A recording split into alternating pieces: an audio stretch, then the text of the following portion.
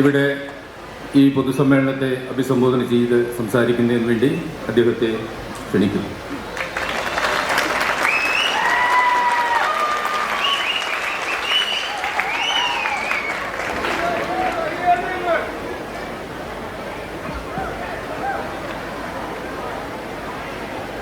വേദിയിലിരിക്കുന്ന ഇടതുപക്ഷ ജനാധിപത്യ മുന്നണി നേതാക്കളെ, സഖാക്കളെ, സഹോദരി സഹോദരന്മാരെ, പാലക്കാട് ഉപതെരഞ്ഞെടുപ്പിൻ്റെ അവസാന മണിക്കൂറുകളിലാണ് നാം നിൽക്കുന്നത്. നമ്മുടെ നാടിൻ്റെ പൊതുവായ മാറ്റത്തോടൊപ്പം പാലക്കാടും അണിചേരണമെന്ന പൊതുവികാരമാണ് ഈ മണ്ഡലത്തിലാകെ ഉയർന്നു വന്നിട്ടുള്ളത്. തെരഞ്ഞെടുപ്പിൻ്റെ ആരംഭഘട്ടത്തിൽ തന്നെ അത്തരമൊരു പൊതുവികാരം ശക്തമായി ഉയർന്നു കഴിഞ്ഞിരുന്നു. ആ വികാരത്തോടൊപ്പം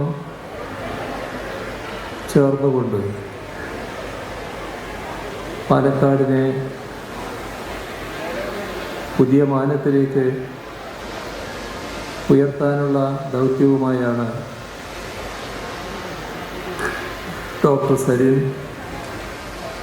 കടന്നു വന്നത്. ഡോക്ടർ സരിൻ്റെ ആ ദൗത്യത്തോടൊപ്പം പാലക്കാട് മണ്ഡലത്തിലെ ജനങ്ങളും വോട്ടർമാരും പൂർണ്ണമായും അണിചേരുന്നു എന്നതാണ് ഈ തെരഞ്ഞെടുപ്പിൻ്റെ ഏറ്റവും വലിയ പ്രത്യേകത. ഇവിടെ നമ്മുടെ നാട് നേരിടുന്ന പ്രശ്നങ്ങൾ, ആ പ്രശ്നങ്ങളിൽ ഓരോ വിഭാഗവും സ്വീകരിക്കുന്ന സമീപനം, ഇതെല്ലാം നമ്മുടെ അനുഭവത്തിലുള്ള കാര്യങ്ങളാണ്. നാടിൻ്റെ വികസനവുമായി ബന്ധപ്പെട്ട്, ക്ഷേമപ്രവർത്തനങ്ങളുമായി ബന്ധപ്പെട്ട് ഒട്ടേറെ കാര്യങ്ങൾ നമുക്ക് പരസ്പരം പങ്കുവെക്കാൻ കഴിയും. പക്ഷേ ഈ കഴിഞ്ഞ 8.5 വർഷക്കാലത്തെ അനുഭവത്തിൽ ഒരു നാടെന്ന നിലയ്ക്ക് പലതരത്തിലുള്ള ദുരന്തങ്ങളാണ് നമ്മുടെ നാടിന് ഏറ്റുവാങ്ങേണ്ടി വന്നു. ഓഖിയും നിപ്പയും 2018 നൂറ്റാണ്ടിലെ മഹാപ്രളയവും അതിനുശേഷമുണ്ടായ അതിരൂക്ഷമായ കാലവർഷക്കെടുതിയും തൊട്ടു പിന്നാലെ ഒരു ശ്വാസം കഴിക്കാൻ നേരം കിട്ടുന്നതിന് മുൻപ് തന്നെ ലോകമാകെ വിറങ്ങലിപ്പിച്ച കോവിഡ് മഹാമാരി, ഇങ്ങനെ ഒരു നാടിന് താങ്ങാവുന്നതിനുമപ്പുറമുള്ള ദുരന്തമാണ് നമുക്ക് ഏറ്റുവാങ്ങേണ്ടി വന്നത്. ഇപ്പോൾ നമ്മുടെ എല്ലാം മനസ്സിൽ വലിയ വേദനയോടെ നിലനിൽക്കുന്ന ചൂർമല മുണ്ടക്കൈ ദുരന്തവുമാണ്. ഈ പഴയ ദുരന്തമുഖത്ത് നാം കണ്ട കാഴ്ച നമ്മുടെ നാട്ടിലെ ഓരോ വിഭാഗവും എങ്ങനെ നാടിനോടൊപ്പം ചേർന്ന് നിൽക്കുന്നുവെന്ന് കാണിക്കുന്ന ഒന്നായിരുന്നു. നൂറ്റാണ്ടിലെ മഹാപ്രളയം നാം നേരിട്ടപ്പോൾ കേരളത്തെ സ്നേഹിക്കുന്ന എല്ലാവരും വല്ലാതെ വേദനിച്ചു. ഈ നാടിങ്ങനെ തകർന്നു പോയല്ലോ, ഇനി ഇതിന് കരകയറാൻ പറ്റുമോ? എങ്ങനെ ഇതിൽ നിന്ന് കരകയറാം? ആ ഒരു വേദന നമ്മെ സ്നേഹിക്കുന്ന, നമ്മോട് മമതയുള്ള എല്ലാവരും പങ്കുവച്ചു. സാധാരണഗതിയിൽ ആ ദുരന്തത്തെ ഒരു നാട് നേരിടുന്നതിന് ആവശ്യമായ പിന്തുണ ലഭിക്കേണ്ടതായിട്ടുണ്ട്. അത് കേന്ദ്ര ഗവൺമെൻറ്റിൽ നിന്നാണ് ലഭിക്കേണ്ടത്. പക്ഷേ 2018 മഹാപ്രളയത്തിൽ തകർന്നടിഞ്ഞ നാടിനെ പുനരുദ്ധരിക്കാൻ ആവശ്യമായ ഒരു സഹായവും കേന്ദ്രം നൽകാൻ തയ്യാറായില്ല. നമ്മൾ ഈ രാജ്യത്തിൻ്റെ ഭാഗമായി നിൽക്കുന്ന ഒരു സംസ്ഥാനമാണ്. പക്ഷേ ആ ഒരു രീതിയിലല്ല കേന്ദ്ര ഗവൺമെൻറ് കാര്യങ്ങൾ കൈകാര്യം ചെയ്തു. തകർന്നടിഞ്ഞ് നിൽക്കുന്ന നാട് കരകയറരുത് എന്നൊരു മനോഭാവത്തോടെയാണ് കേന്ദ്രം നമ്മെ സമീപിച്ചത്. അത്തരമൊരു സാഹചര്യം വരുമ്പോൾ സാധാരണ നിലയിൽ നമ്മുടെ നാട്, അതിനോട് താല്പര്യമുള്ള എല്ലാവരും ആ നടപടിയെ ചോദ്യം ചെയ്യാൻ തയ്യാറാണ്. പക്ഷേ നാം കണ്ടത് കോൺഗ്രസും UDFും അതിനെതിരെ അരയക്ഷരം സംസാരിക്കാൻ തയ്യാറായില്ല എന്നതാണ്. ആശ്ചര്യകരമായിരുന്നു ആ സമീപനം. കേന്ദ്രം കേരളത്തോട് കാണിക്കുന്ന ക്രൂരമായ അവഗണനയോട് തങ്ങളുടെ പ്രതിഷേധം രേഖപ്പെടുത്താൻ ഇവിടുത്തെ കോൺഗ്രസോ UDFോ തയ്യാറായില്ല. എന്തായിരുന്നു അവരുടെ സമീപനം? അതും മറ്റവരുടെ സമീപനം തന്നെയായിരുന്നു. തകരട്ടെ. നാട് തകരുമ്പോൾ തകരുന്നത് ജനങ്ങളാണല്ലോ.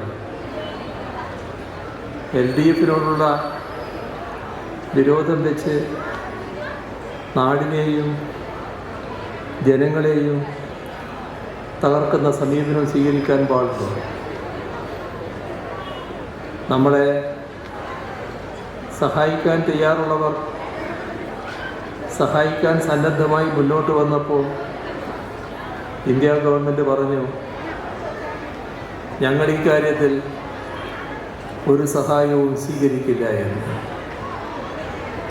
അതും അതേവരെയുള്ള നടപടികളിൽ നിന്ന് വ്യത്യസ്തമായതായിരുന്നു. ഇന്ത്യൻ പ്രധാനമന്ത്രി സ്ഥാനത്തിരിക്കുന്ന നരേന്ദ്രമോദി ഗുജറാത്തിൽ മുഖ്യമന്ത്രിയായിരിക്കുമ്പോഴാണ് ആ നാടൊരു വലിയ ദുരന്തത്തിൽപ്പെട്ടത്. ആ ദുരന്തത്തെ സഹായിക്കാൻ രാജ്യവും രാജ്യത്തിന് പുറത്തുള്ള പല രാജ്യങ്ങളും സന്നദ്ധമായി. ആ സഹായം സ്വീകരിച്ച അന്നത്തെ സംസ്ഥാന ഭരണത്തിന് നേതൃത്വം കൊടുത്ത മുഖ്യമന്ത്രി, അദ്ദേഹം പ്രധാനമന്ത്രിയായിരിക്കുമ്പോഴാണ് കേരളം നേരിട്ട ദുരന്തത്തിൻ്റെ കാര്യത്തിൽ ആരുടെയും സഹായം സ്വീകരിക്കില്ല എന്ന നിലപാടെടുത്തത്. ആരുടെയും സഹായം സ്വീകരിക്കുന്നില്ലെങ്കിൽ മതിയായ സഹായം നൽകാൻ കേന്ദ്ര ഗവൺമെൻറ് സന്നദ്ധമാകണമല്ലോ. അതിനൊട്ട് തയ്യാറുമില്ല.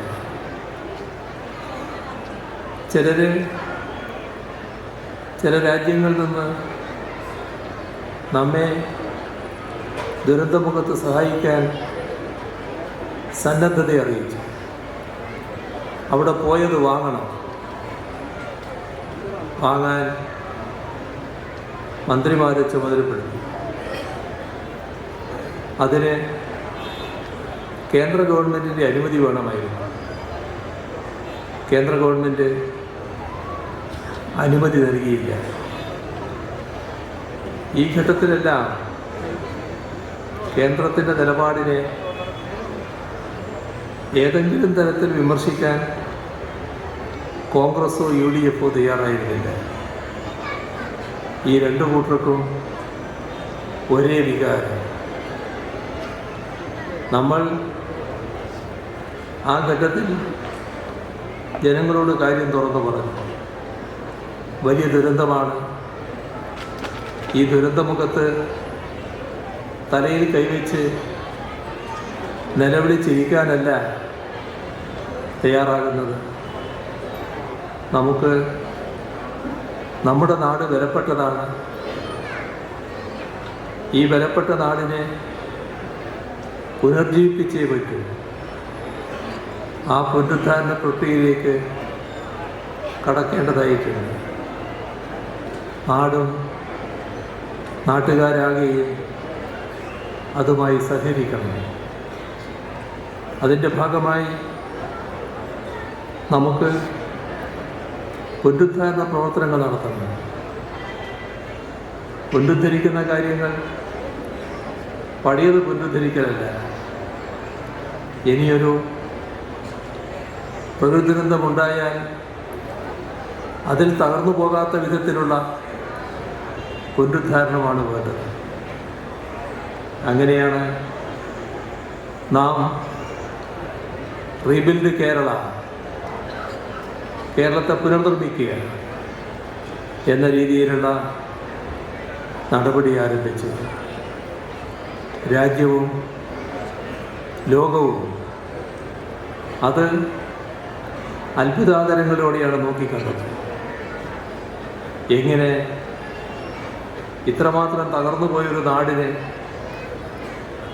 അതിനെ നേരിട്ട് അതിജീവിച്ച് ഈ നിലയിലേക്ക് എത്താൻ കഴിയുന്നു എന്നത് ആശ്ചര്യപൂർവമാണ് ലോകം നോക്കിക്കണ്ടത്. നമുക്കറിയാം, അതിനിടയാക്കിയത് നമ്മുടെ നാടിൻ്റെ, നമ്മുടെ ജനങ്ങളുടെ ഐക്യവും ഒരുമയുമാണ്. ഏത് ദുരന്തവും എത്ര വലുതായാലും ഈ ഐക്യത്തിൻ്റെയും ഒരുമയുടെയും ഭാഗമായി നമുക്കത് അതിജീവിക്കാനാകും എന്ന ആത്മവിശ്വാസത്തോടെയാണ് നാം പ്രവർത്തനത്തിലേർപ്പെട്ടത്. അതിന് ഫലമുണ്ടായി. നമ്മുടെ നാട് വലിയ തോതിൽ തന്നെ തകർച്ചയിൽ നിന്ന് കരകയറി വന്നു. പക്ഷേ ആ ദുരന്തമുഖത്ത് സ്വീകരിച്ച നിലപാടുകൾ, അവയോരോന്നും നാം മനസ്സിൽ കുറിച്ചിട്ട് പോകേണ്ടതാണ്. ഇവിടെ വലിയ തോതിൽ പ്രശ്നങ്ങളുണ്ടാവുകയും പല സംസ്ഥാനങ്ങളും ജീവനക്കാരുടെ ശമ്പളമടക്കം കൊടുക്കുന്നത് മുടങ്ങിപ്പോവുകയും ചെയ്ത ഘട്ടമായിരുന്നു കോവിഡിൻ്റെ ഘട്ടം. ആ ഘട്ടത്തിൽ നമ്മുടെ സംസ്ഥാന സർക്കാർ സാമ്പത്തികമായി വലിയ പ്രയാസം അനുഭവിക്കുന്നു. കുറച്ചുകൂടി പൈസ വേണം. ആരുടെയും ശമ്പളം മുടങ്ങുന്നില്ല. എല്ലാവർക്കും കൃത്യമായി ശമ്പളം കൊടുക്കുന്നു. എല്ലാ കാര്യങ്ങളും കൃത്യമായി നിർവഹിക്കാൻ ശ്രമിക്കുന്നു. പക്ഷേ കയ്യിലുള്ള കാശിന് വലിയ ദൗർലഭ്യമുണ്ട്. അത് വെച്ചുകൊണ്ട് നാം ആ ഘട്ടത്തിൽ കേരളത്തിലെ സർക്കാർ ജീവനക്കാരുടെ മുന്നിൽ ഒരഭ്യർത്ഥന വെച്ചു. ആ അഭ്യർത്ഥന ഒരു വായ്പ ഓരോ ജീവനക്കാരനും നമ്മുടെ സംസ്ഥാന സർക്കാർ നൽകലായിരുന്നു. അതിനാണ് സാലറി ചാലഞ്ച് എന്ന പേരിട്ടത്. അങ്ങനെ വായ്പയായി സർക്കാരിന് നൽകുന്ന തുക കൃത്യമായി ഏതാനും മാസം കൊണ്ട് തിരിച്ചടക്കും എന്നും സർക്കാർ ഉറപ്പ് നൽകി. നമ്മുടെ സ്ഥാനാർത്ഥിയുടെ വരവാണെന്നാണ് തോന്നുന്നത്. അപ്പോൾ അദ്ദേഹം വന്നതിന് ശേഷം നമുക്ക് തുടരുന്നത്.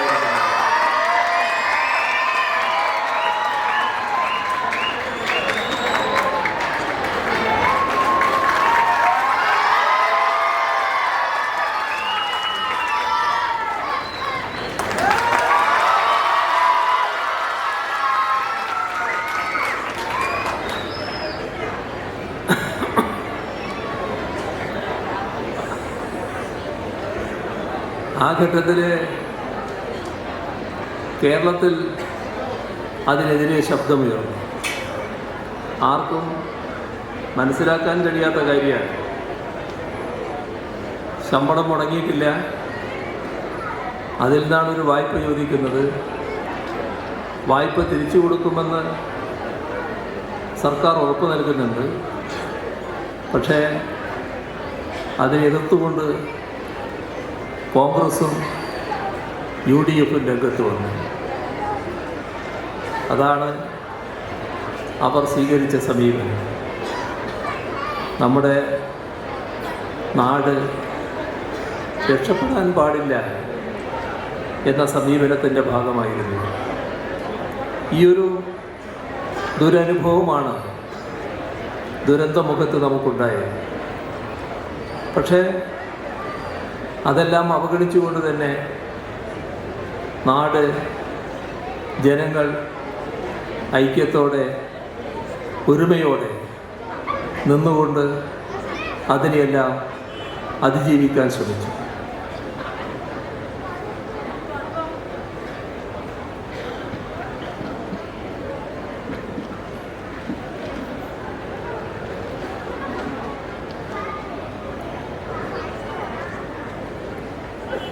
ഇപ്പോൾ ചൂരൽമല മുണ്ടക്കൈ ദുരന്തമുണ്ടായപ്പോൾ നമ്മുടെ രാജ്യം കണ്ട ഏറ്റവും വലിയ ദുരന്തങ്ങളിലൊന്നായി അത് മാറി. വലിയ വേദനയോടെയാണ് നാം എല്ലാവരും ആ ദുരന്തത്തെ കണ്ടത്. നാടാകെ അതിനോടൊപ്പം ചേരാൻ, ആ ഹതഭാഗ്യരോടൊപ്പം സഹതപിക്കാൻ മുന്നോട്ട് പോയി. നമ്മുടെ രാജ്യത്തിൻ്റെ പ്രധാനമന്ത്രിയും അവിടെ വന്നു. നേരത്തെ ദുരന്തമുഖത്ത് നിഷേധാത്മകമായ നിലപാടാണ് കേന്ദ്ര ഗവൺമെൻറ്റിനുണ്ടായതെങ്കിലും ഈ ദുരന്ത കാര്യത്തിൽ ഇത്രയും വലിയ ഒരു ദുരന്തം അനുഭവിക്കേണ്ടി വന്ന നാടിനെ സഹായിക്കാനും പിന്താങ്ങാനും കേന്ദ്ര ഗവൺമെൻറ് തയ്യാറാകുമെന്നാണ് നാം എല്ലാം ഉറപ്പായി കരുതിയത്. പ്രധാനമന്ത്രി വന്ന് അവിടെ നല്ല രീതിയിൽ സന്ദർശിച്ചു, ആളുകളെ കണ്ടു. കലക്ട്രേറ്റിൽ ചേർന്ന യോഗത്തിൽ സംബന്ധിച്ചു. ആ യോഗത്തിൽ പൊതുവായ ആവശ്യം സംസ്ഥാന സർക്കാരിന് വേണ്ടി പ്രധാനമന്ത്രിയുടെ ശ്രദ്ധയിൽപ്പെടുത്തി. അദ്ദേഹം ആവശ്യമായ നടപടികളെല്ലാം ഉണ്ടാകും എന്നുറപ്പ് നൽകി. ഒരു സർക്കാരിന് സഹായങ്ങൾ നൽകുന്നതിന് സ്വീകരിക്കേണ്ട നടപടിക്രമങ്ങളുണ്ട്. ആ നടപടിക്രമങ്ങൾ പാലിച്ചുകൊണ്ട് സഹായം നൽകുമായിരിക്കും എന്നാണ് നമ്മൾ പ്രതീക്ഷിച്ചത്. ഈ ദുരന്തശേഷം എന്തൊക്കെയാണ് ആവശ്യങ്ങളെന്ന് വിലയിരുത്താൻ ഒരു സമിതിയെ നിയോഗിച്ചയക്കും. അതിനാണ് PDNA എന്ന് പറയുന്നത്, പോസ്റ്റ് ഡിസാസ്റ്റർ നീഡ് അസസ്മെൻറ്റ്. അതിനൊരു കമ്മിറ്റി വന്നു. അവർ വിശദമായി പരിശോധിച്ചു. അവർ കൃത്യമായ റിപ്പോർട്ട് കേന്ദ്ര ഗവൺമെൻറ് നൽകി. ഡൽഹിയിൽ പോയി പ്രധാനമന്ത്രിയെ കാണുകയും സംസ്ഥാന സർക്കാരിന് വേണ്ടി ഒന്നുകൂടി ഈ പ്രശ്നം ഓർമ്മിപ്പിക്കുകയും ചെയ്തു. തീർച്ചയായും നടപടികളുണ്ടാകും എന്നുറപ്പ് നൽകി. ഇതിനിടയിൽ തന്നെ സാധാരണഗതിയിൽ വിശദമായ ആവശ്യങ്ങൾ രേഖപ്പെടുത്തിയുള്ള നിവേദനം കേന്ദ്ര ഗവൺമെൻറ് നൽകേണ്ടതുണ്ട്. ആ നിവേദനം പൂർണ്ണമായി നൽകുന്ന നില സംസ്ഥാന സർക്കാർ സ്വീകരിച്ചു. അതിൽ വന്ന നാശനഷ്ടങ്ങൾ, അതുമായി ബന്ധപ്പെട്ട് സ്വീകരിക്കാൻ ഉദ്ദേശിക്കുന്ന നടപടികൾ, അവരെ പുനരധിവസിപ്പിക്കേണ്ട പ്രശ്നം, പുനരധിവസിപ്പിക്കുമ്പോൾ ചെയ്യേണ്ട മറ്റു കാര്യങ്ങൾ എല്ലാം രേഖപ്പെടുത്തി. അങ്ങനെ കുറച്ച് താമസം വന്നെങ്കിലും ലഭിക്കുമെന്ന പ്രതീക്ഷയിൽ നിൽക്കുമ്പോഴാണ് കേന്ദ്രത്തിൽ നിന്ന് ഒരറിയിപ്പ് ഇപ്പോൾ വന്നിരിക്കുന്നത്. അത് തീർത്തും നിരാശാജനകമായൊരു കാര്യമാണ്. ആ അറിയിപ്പിൽ കേരളത്തിൻ്റെ കയ്യിൽ പണമുണ്ട് എന്ന തെറ്റിദ്ധാരണാജനകമായ ഒരു വാചകം ഉൾപ്പെടുത്തിയിരിക്കുകയാണ്. എല്ലാ സംസ്ഥാനങ്ങളുടെയും കയ്യിൽ പണമുണ്ടാകും. ആ പണം ദുരന്തമുഖത്ത് ചെലവഴിക്കാനുള്ളതുമാണ്. പക്ഷേ അത് ദുരന്തങ്ങളെ പ്രതീക്ഷിച്ചുകൊണ്ട് ദുരന്തങ്ങൾ ഉണ്ടായാൽ ആ ദുരന്തമുഖത്ത് ചെലവഴിക്കാനുള്ളതാണ്.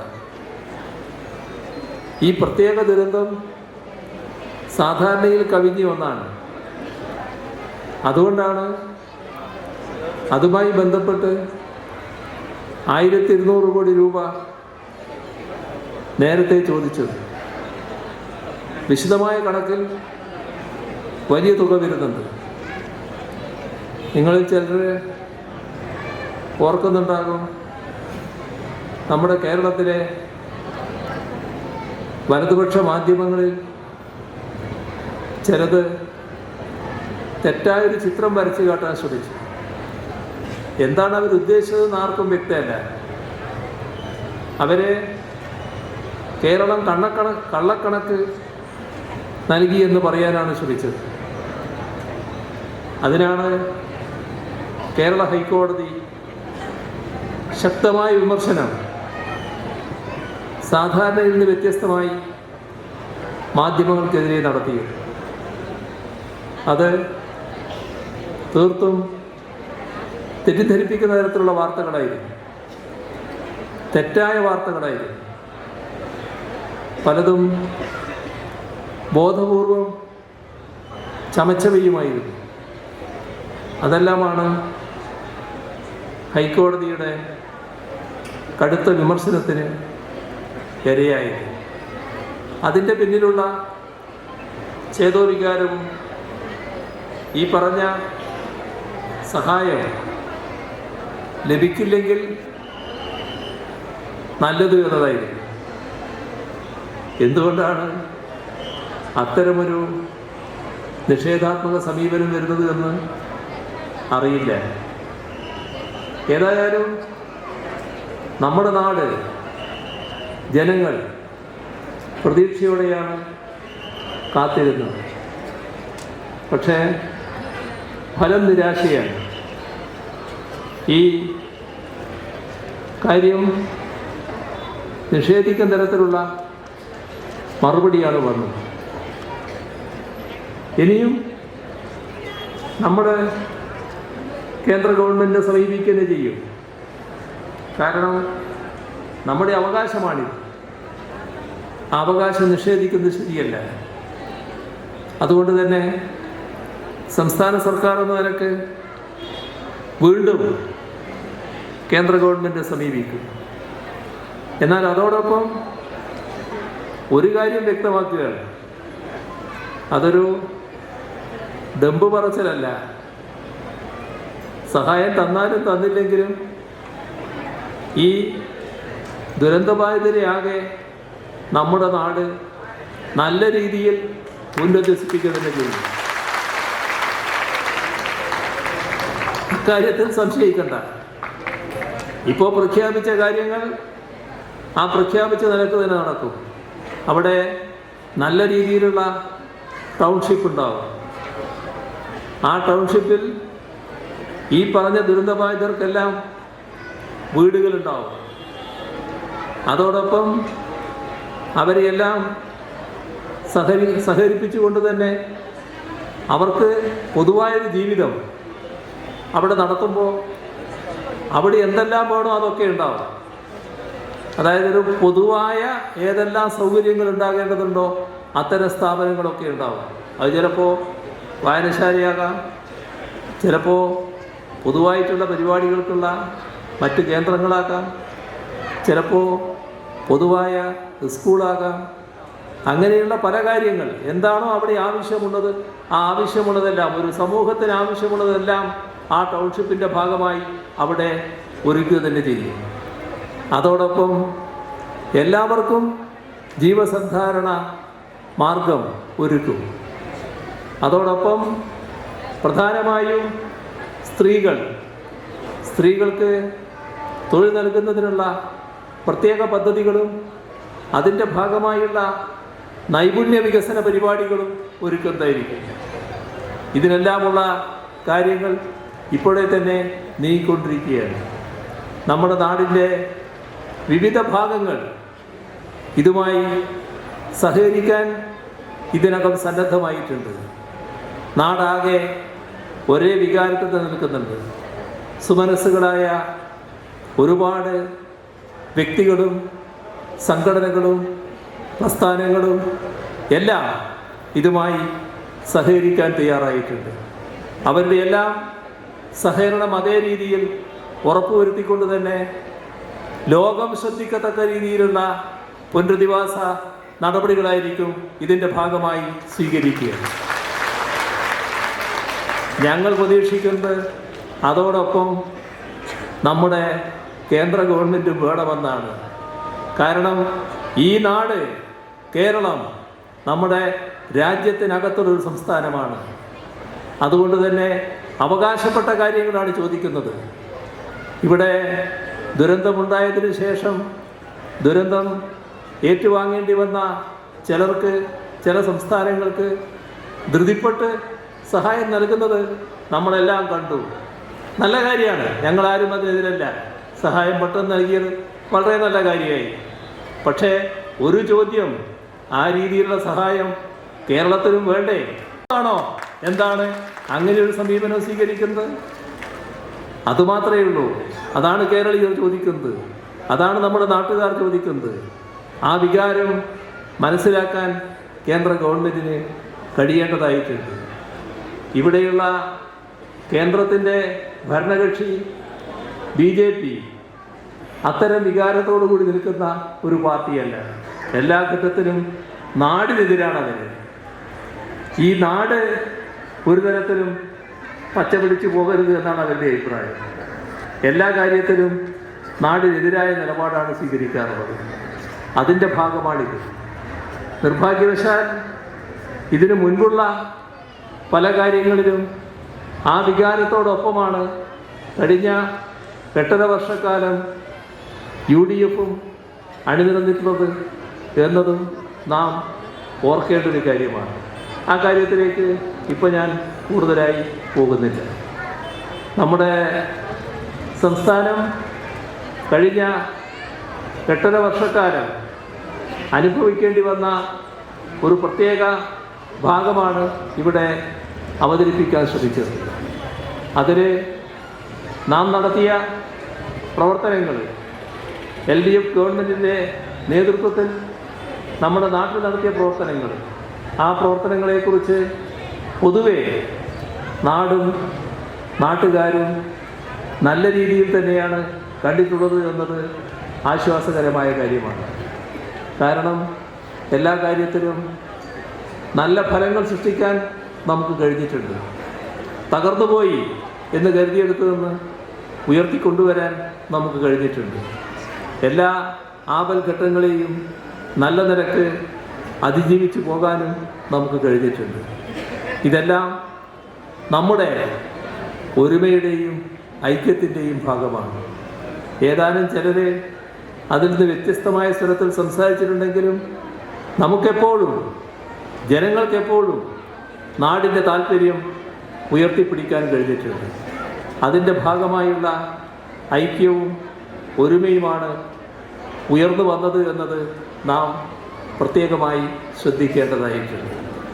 കേരളം നേടിയ നേട്ടങ്ങൾ, കേരളം ഇന്നത്തെ രീതിയിൽ മുന്നോട്ട് എങ്ങനെ കുതിക്കുന്നു എന്നത് ഇത് നാം ഗൗരവമായി കാണേണ്ടതായിട്ടുണ്ട്.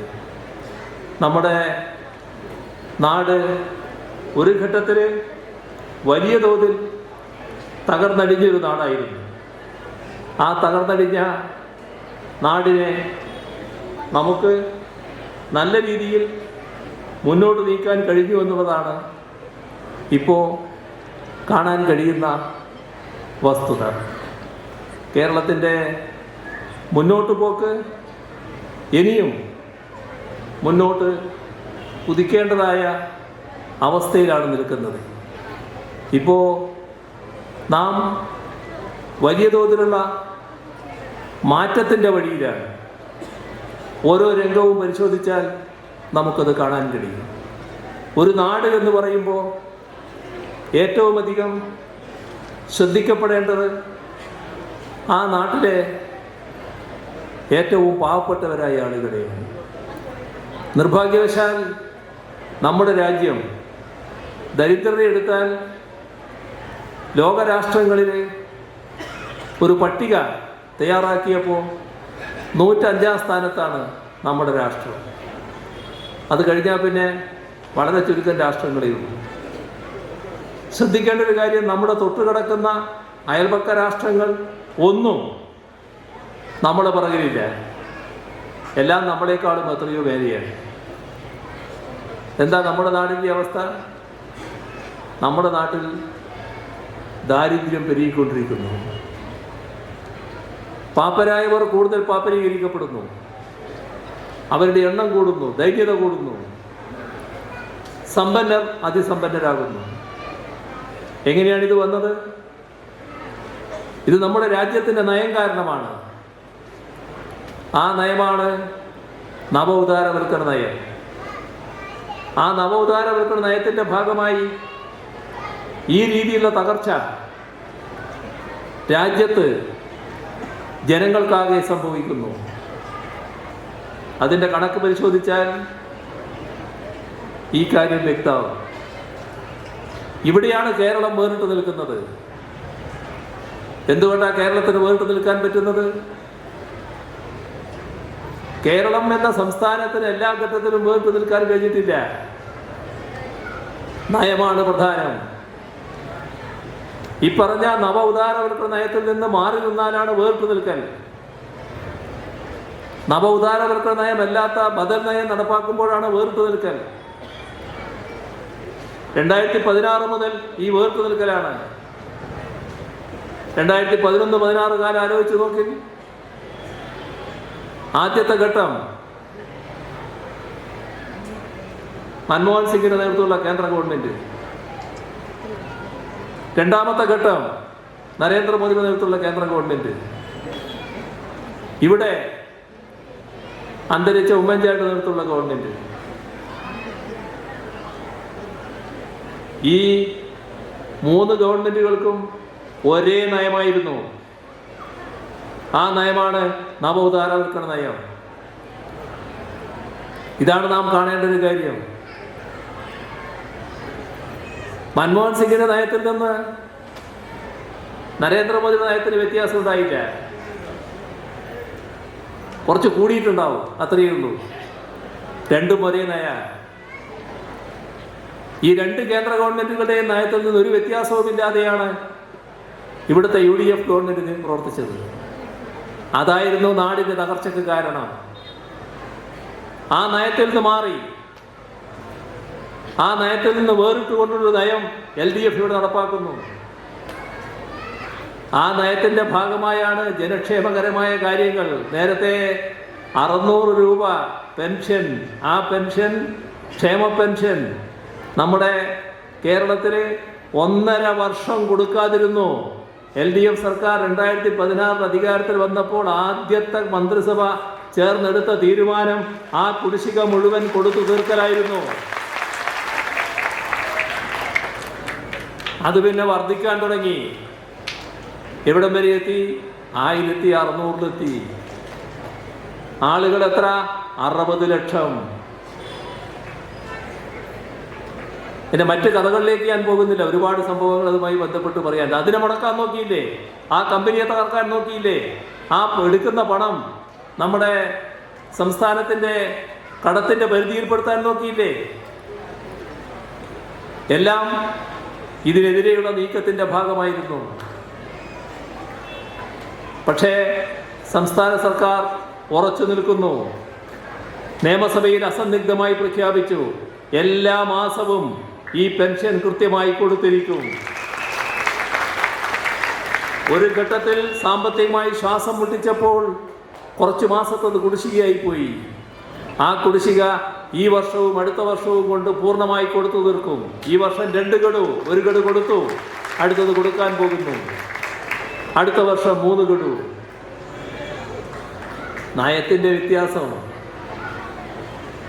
LDF നേരത്തെ പ്രഖ്യാപിച്ചു, ഇവിടെയും നിൽക്കില്ല, ഇവിടുന്ന് ഇനിയും വർദ്ധിക്കും, അതിലേക്കും കടക്കാൻ പോകുന്നു. അതാണ് വേറിട്ട നയം. ഇവിടെ പാവപ്പെട്ട മനുഷ്യൻ സ്വന്തമായൊരു കൂര സ്വപ്നം കാണുന്നു. ആ സ്വപ്നത്തോടെ മണ്ണടിയുന്നു. അവർക്ക് വേറെ വഴിയില്ല. അതിനാണൊരു പദ്ധതി LDF സർക്കാർ തയ്യാറാക്കിയത്.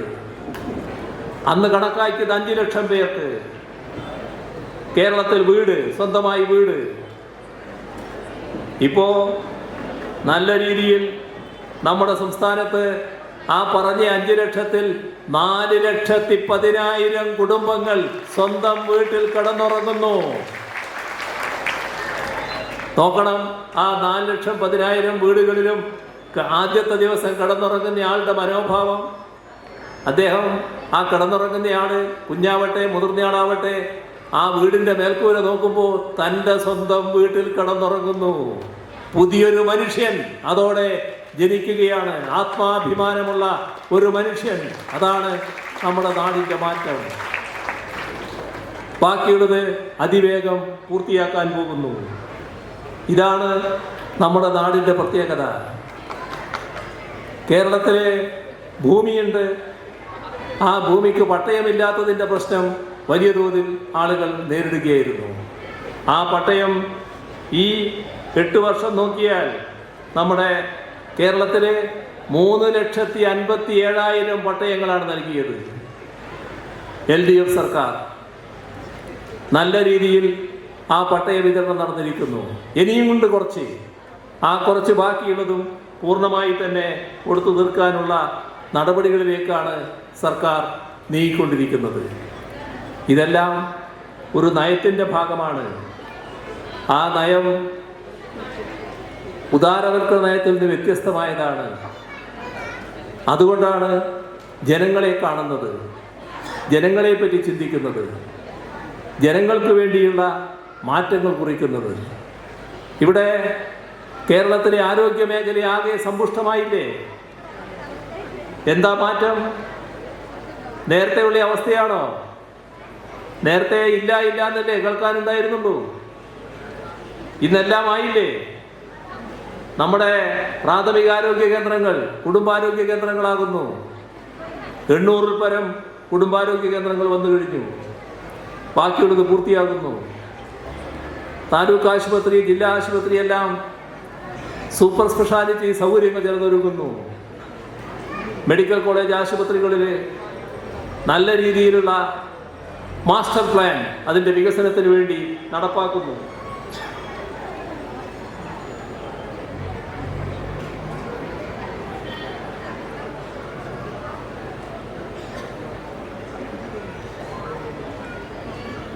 ഇവിടെ പാലക്കാട് മെഡിക്കൽ കോളേജ് പ്രത്യേകമായ ഇടപെടലിലൂടെയാണ് കഴിഞ്ഞ 2016 LDF സർക്കാർ നല്ല രീതിയിൽ അതിനെ മാറ്റി തീർത്തത്. ഇപ്പോൾ ആ മാറ്റം തുറന്നു പോകുന്നു, നല്ല രീതിയിൽ അഭിവൃദ്ധിപ്പെട്ടു പോകുന്നു. കേരളത്തിൻ്റെ ആരോഗ്യരംഗം കൂടുതൽ ജനങ്ങൾക്ക് ഏറ്റവും കൂടുതൽ എത്തിപ്പെടാൻ കഴിയുന്ന ഒരു മേഖലയായി മാറുന്നു. കുടുംബാരോഗ്യ കേന്ദ്രങ്ങളിലൊക്കെ സാധാരണ ആളുകൾ മാത്രമല്ല ഇന്ന് എത്തിപ്പെടുന്നത്. ഇന്നെല്ലാ പൊതു ആരോഗ്യ കേന്ദ്രങ്ങളിലും വലിയ തോതിൽ നമ്മുടെ നാടിൻ്റെ സമ്പന്ന വിഭാഗമടക്കം എത്തുകയാണ്. കാരണം ഒരു ദരിദ്രർക്കുള്ളൊരു ആശുപത്രി, ധർമാശുപത്രി എന്നാണല്ലോ പണ്ട് പേര്, അത് നാട്ടിലെ പാവപ്പെട്ടവർക്ക് മാത്രമുള്ളത് എന്നാണ് നേരത്തെ കണക്കാക്കിയത്. ഇന്ന് ഏറ്റവും മികച്ച ചികിത്സ ഇവിടെ ലഭ്യമാകുന്നുവെന്ന് എല്ലാവരും തിരിച്ചറിയുന്നു. അതിൻ്റെ ഭാഗമായി ചിലർ ആ ആശുപത്രി തന്നെ തിരഞ്ഞെടുക്കുന്ന അവസ്ഥ വരുന്നു. ഇതൊരു ഭാഗം. പക്ഷേ നാം ലക്ഷ്യമിടുന്നത് വലിയൊരു കുതിപ്പിലേക്കാണ്. നമ്മുടെ നാട് വീണ്ടും കുതിക്കണം. അതിന് ഉതകുന്ന നീക്കങ്ങളാണ് സംസ്ഥാനത്താകെ നടന്നുകൊണ്ടിരിക്കുന്നത്. ഇപ്പോൾ വിദ്യാഭ്യാസ രംഗം നിങ്ങൾക്കറിയാം. അതിൽ ഉന്നത വിദ്യാഭ്യാസ മേഖലയെ കൂടുതൽ പുരോഗതിയിലേക്ക് നയിക്കാനുള്ള ഇടപെടലാണ് സംസ്ഥാന സർക്കാർ നടത്തിക്കൊണ്ടിരിക്കുന്നത്. 2016 മുൻപ് നമ്മുടെ കേരളത്തിൽ ഉന്നത വിദ്യാഭ്യാസ സ്ഥാപനങ്ങൾ, പ്രത്യേകിച്ച് നമ്മുടെ യൂണിവേഴ്സിറ്റികളും മറ്റും, രാജ്യത്തെ ഒരു 100 സ്ഥാപനങ്ങൾ എടുത്താൽ അതിനകത്ത് കാണില്ല, അതിനെല്ലാം പുറത്താണ്. അത്രമാത്രം നിലവാര തകർച്ച നമുക്കുണ്ടായിരുന്നു. എന്നാൽ നല്ല ഇടപെടലുണ്ടായി. യൂണിവേഴ്സിറ്റികളും ഫലപ്രദമായി അതിനകത്ത് ഇടപെട്ടു. എന്താ അതിൻ്റെ മൊത്തം ഫലം? NAC അക്രഡിറ്റേഷനിൽ 8 സർവകലാശാലകൾ, 359 കോളേജുകൾ മികച്ച സ്ഥാനം നേടുന്നു. നമ്മുടെ 2 സർവകലാശാലകൾ, കേരള സർവകലാശാല, മഹാത്മാഗാന്ധി സർവകലാശാല A++ നേടിയിരിക്കുന്നു. കൊച്ചിയും കാലടിയും A+3 നേടിയിരിക്കുന്നു. ഇന്ത്യയിലെ യൂണിവേഴ്സിറ്റികളെ ആകെ റാങ്ക് ചെയ്യുന്നൊരു പരിപാടിയുണ്ട്, NIRF റാങ്കിങ്. ആ റാങ്കിംഗ് ഫ്രെയിംവർക്കിൽ നമ്മുടെ യൂണിവേഴ്സിറ്റികൾ 9, 10, 11, 41 സ്ഥാനങ്ങളിലെത്തി നിൽക്കുന്നു. അതിൽ 9 Kerala university, 10 Cochin university, 11 MG university, 43 Calicut university. ഇതാണ് അവസ്ഥ. കേരളത്തിലെ യൂണിവേഴ്സിറ്റികൾ വലിയ തോതിൽ പുരോഗതി നേടിയിരിക്കുന്നു. ഇപ്പോൾ മികച്ച കോളേജുകൾ, ഇന്ത്യയിലെ 100 കോളേജുകൾ, ആ 100 കോളേജുകളിൽ 16 കോളേജുകൾ കേരളത്തിൽ നിന്നുള്ളതാണ്. ആ 16 കോളേജുകളിൽ 4 സർക്കാർ കോളേജുകളാണ്. അതിലൊന്ന് നിങ്ങളുടേതാണ്, പാലക്കാട് വിക്ടോറിയ കോളേജാണ്. ഇതാണ് മാറ്റം. കേരളത്തെ മികച്ച 300 കോളേജുകൾ എടുത്താൽ ആ 300 കോളേജുകളിൽ റാങ്കിങ്ങിൽ 4-1 കേരളത്തിൽ നിന്നുള്ളതാണ്. ഇതൊന്നും ഒരു കാലത്ത് നമുക്ക് ഊഹിക്കാൻ പോലും, സ്വപ്നം കാണാൻ പോലും കഴിയാത്തതാണ്. അത്ര വലിയ നിലവാരത്തിലേക്ക് നാം ഉയരുന്നു. ഇനിയും ഉയരണം. അതാണ് നമ്മുടെ കാഴ്ചപ്പാട്. ഇതിൻ്റെ ഫലമെന്താണ്? രാജ്യത്തിന് പുറത്തുള്ള വിദ്യാർത്ഥികൾ വലിയ തോതിൽ ഇങ്ങോട്ട് വരുന്നു. വലിയ ക്യൂ ആണിപ്പോൾ ഇങ്ങോട്ട് വരാൻ. അതിനനുസരിച്ചുള്ള സൗകര്യങ്ങൾ നാം ഒരുക്കണം. ഇൻ്റർനാഷണൽ സൗകര്യമുള്ള ഹോസ്റ്റലുകൾ വേണം. അതിനനുസരിച്ച് ലൈബ്രറി, ലാബ്, മറ്റ് പശ്ചാത്തല സൗകര്യം എല്ലാം ഒരുങ്ങേണ്ടതുണ്ട്. അതെല്ലാം നിർവഹിക്കാൻ തന്നെയാണ് സർക്കാർ തയ്യാറാകുന്നത്. യൂണിവേഴ്സിറ്റികൾ, മറ്റ് ഉന്നത വിദ്യാഭ്യാസ സ്ഥാപനങ്ങൾ എല്ലാം ആ വഴിക്ക് നീങ്ങുകയാണ്. ഇതേ സമയം ശാസ്ത്ര സാങ്കേതിക രംഗത്ത് വലിയ മുന്നേറ്റത്തിൻ്റെതായ വഴികളാണ് നാം സ്വീകരിക്കുന്നത്. അതിൻ്റെ ഭാഗമായി നമ്മുടെ രാജ്യം വലിയ രാജ്യമാണല്ലോ. പക്ഷേ ആദ്യത്തെ ഡിജിറ്റൽ യൂണിവേഴ്സിറ്റി നമ്മുടെ കേരളത്തിലാണ് വന്നത്. ഇവിടെയാണ് ആദ്യത്തെ ഡിജിറ്റൽ സയൻസ് പാർക്ക് വന്നത്.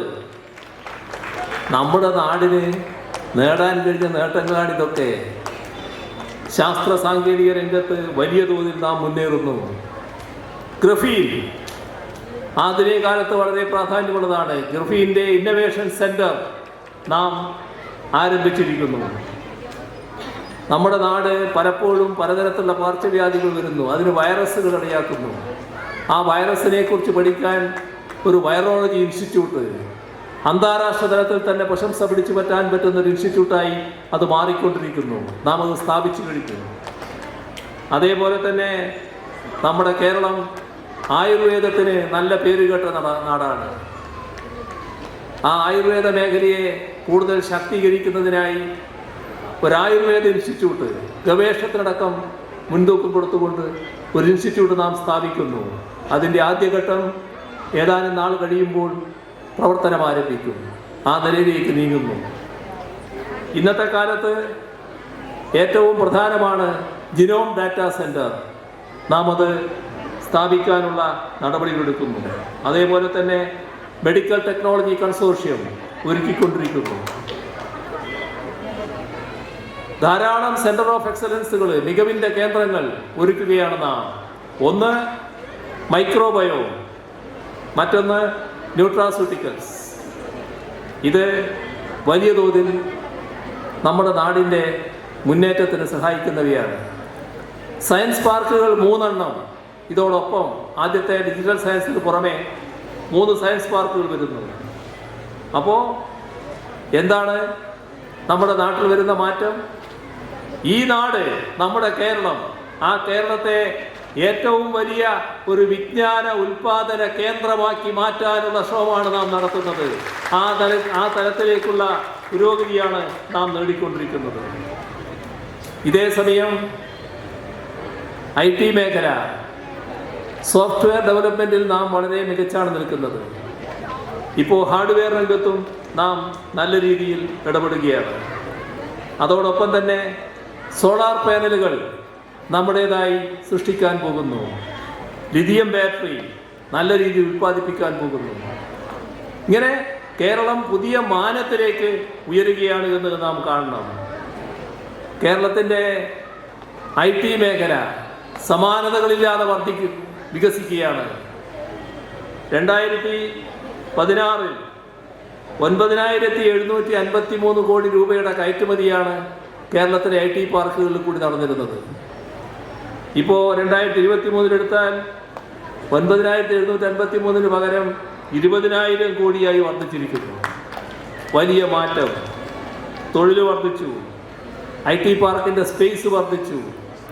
ഇതെല്ലാം വലിയ മാറ്റമായി കാണാൻ നമുക്ക് സാധിക്കും. നമ്മുടെ K-ഫോൺ സർക്കാർ ഓഫീസുകളിലും വീടുകളിലും നല്ല രീതിയിലുള്ള ബ്രോഡ്ബാൻഡ് സൗകര്യം ഒരുക്കുകയാണ്. സ്റ്റാർട്ടപ്പ് അതിൻ്റെ ഒരു പറുദീസയായി കേരളം മാറിയിരിക്കുന്നു. അതിലൊന്നും UDF-ഉമായിട്ട് ഒരു താരതമ്യവുമില്ല. UDF-ൻ്റെ കാലത്ത് 300 ഉണ്ടായിരുന്നത്, ഇപ്പോഴത് 5,500. അത്ര വലിയ മികച്ച വികസനമാണ് സ്റ്റാർട്ടപ്പ് മേഖലയിൽ ഉണ്ടായിട്ടുള്ളത്. 5,800 കോടി നിക്ഷേപം ഇപ്പോൾ 2026 15,000 സ്റ്റാർട്ടപ്പുകളായി മാറുമെന്നാണ് നാം കണക്കാക്കുന്നത്. 1,00,000 തൊഴിലവസരങ്ങൾ അതിലൂടെ വരും. നമ്മുടെ യുവജനങ്ങൾ ഏറ്റവും ആഗ്രഹിക്കുന്നൊരു കാര്യമാണത്. ഇതേസമയം കാർഷിക മേഖല വലിയ വികസനമാണ്. നെൽകൃഷി നല്ല നിലക്ക് വികസിക്കുന്നു. സ്ഥലം 1,70,000 ഹെക്ടർ സ്ഥലത്ത് കൃഷി ചെയ്ത് ഇപ്പോൾ 2,50,000 ഹെക്ടറിലേക്ക് എത്തിയിരിക്കുന്നു. വലിയ മാറ്റം നമ്മുടെ കേരളത്തിൽ കാർഷിക രംഗത്ത് ഉണ്ടാവുകയാണ്. നമ്മുടെ വ്യവസായ മേഖല ഈസ് ഓഫ് ഡൂയിങ് ബിസിനസ്, നിക്ഷേപ സൗഹൃദം. ഒരു കാലത്ത് അല്ല എന്നായിരുന്നു നാടിനെ പറ്റിയുള്ള പരാതി. ഇന്ന് ഇന്ത്യയിൽ നമ്പർ 1 കേരളമാണ് നിക്ഷേപ സൗഹൃദ കാര്യത്തിൽ. ഇത് വെറുതെ നേടിയതല്ല, നമുക്ക് സ്വപ്നം കാണാൻ കഴിയാത്ത പദവിയായിരുന്നു ഇത്. 2016 തൊട്ട് LDF സർക്കാർ ബോധപൂർവമുള്ള ഇടപെടൽ, അതിൻ്റെ ഭാഗമായുള്ള നിയമ ഭേദഗതി, ചട്ട ഭേദഗതി, മറ്റ് നടപടികൾ, അതിൻ്റെയെല്ലാം ഫലമായാണ് ഇപ്പോൾ രാജ്യത്ത് 1ാം സ്ഥാനം നിക്ഷേപ സൗഹൃദ കാര്യത്തിൽ കേരളത്തിന് നേടാൻ കഴിഞ്ഞിട്ടുള്ളത്. വലിയ മാറ്റം ഈ രംഗത്ത് വരികയാണ്. ഇത്തരത്തിലുള്ള മാറ്റങ്ങൾ നിരവധിയാണ്. ഈ മാറ്റം നമ്മുടെ നാടാഗ്രഹിക്കുന്നതാണ്. നമ്മുടെ നാടിൻ്റെ പൊതുവായ അവസ്ഥ നാം പരിശോധിക്കണം. കേന്ദ്ര ഗവൺമെൻറ്റിൻ്റെ ബോധപൂർവമായ സാമ്പത്തിക ഞെരുക്ക നടപടികളില്ലെങ്കിൽ നമ്മുടെ നാട് നല്ല രീതിയിൽ മുന്നോട്ട് പോകും. നാം കാണേണ്ടത് 2016 UDF-ൻ്റെ കാലത്ത് കേരളത്തിൻ്റെ തനത് വരുമാന വളർച്ച 26%. ഇപ്പോഴോ UDF-ന്റെ കാലം ഒരു പ്രതിസന്ധി ഉണ്ടായിട്ടില്ല കേട്ടോ, ഒരു ദുരന്തം ഉണ്ടായിട്ടില്ല.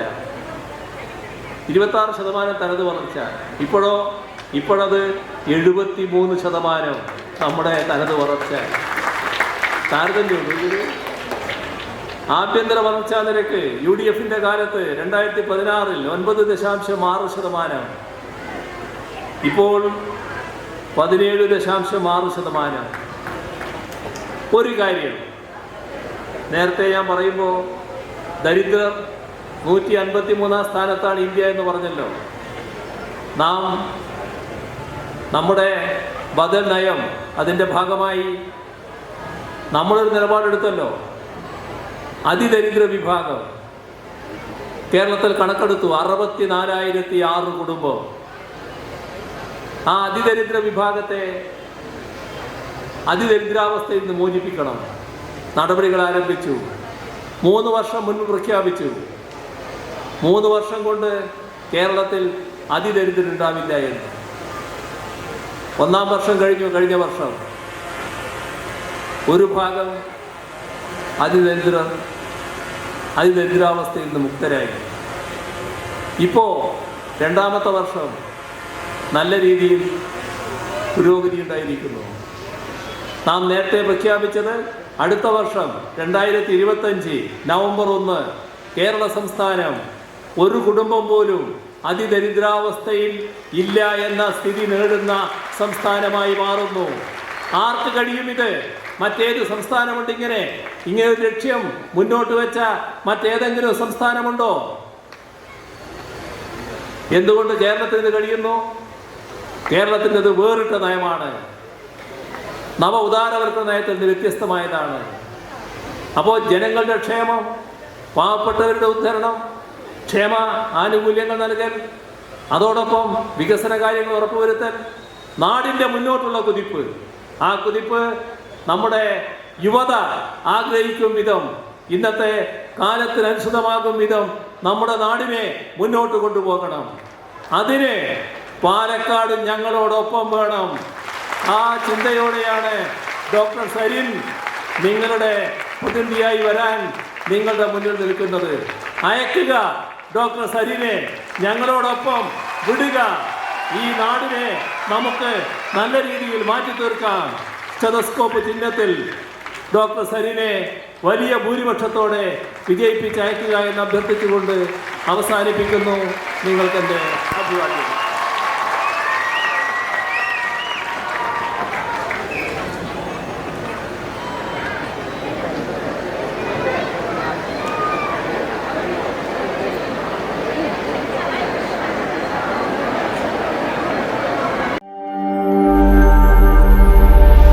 നാഷൻ ന്യൂസ് ലൈവ്, സത്യം, ചരിത്രം, വർത്തമാനം.